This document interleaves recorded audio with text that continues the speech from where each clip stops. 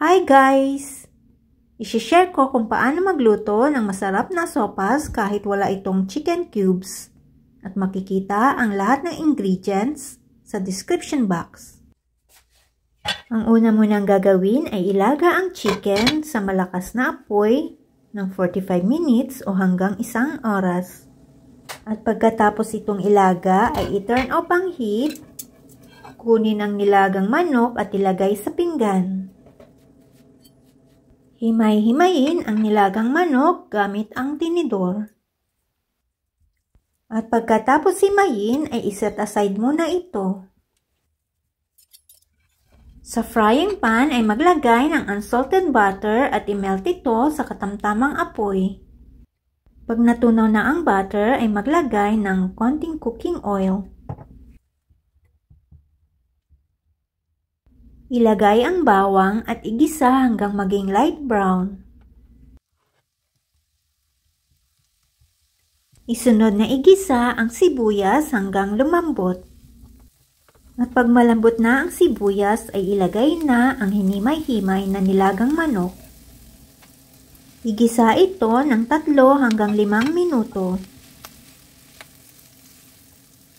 Pagkaraan ng 5 minuto ay tanggalin ito sa apoy at i-transfer ito sa kaldero na may sabaw na pinaglagaan ng manok.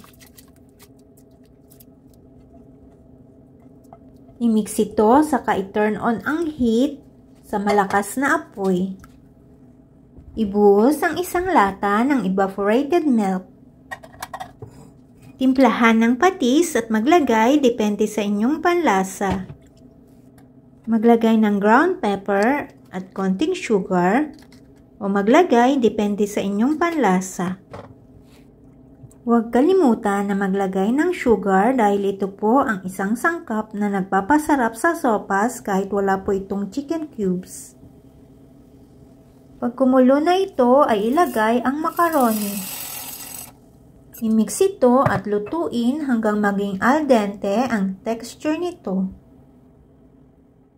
Patuloy itong halu-haluin para hindi dumikit ang pasta sa ilalim ng kaldero. Para sure po sa lasa ay tikman ito para kung kulang po ang seasoning na nilagay ninyo ay magdagdag lamang.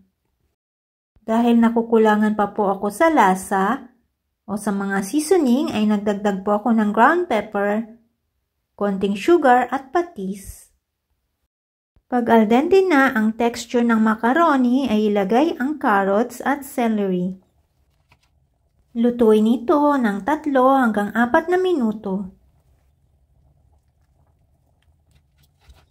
Ilagay ang cabbage at lutuin ito ng 1 hanggang 2 minuto. At pagkatapos itong lutuin ay i-turn off ang heat. Para mas lalong masarap itong sopas ay magdagdag ng 1/2 to 1 cup evaporated milk. I-serve po ito habang mainit-init pa. Enjoy po! Sing praise to the Lord. Tell the wonderful things He has done. Psalms 105 verse 2. Thanks for watching.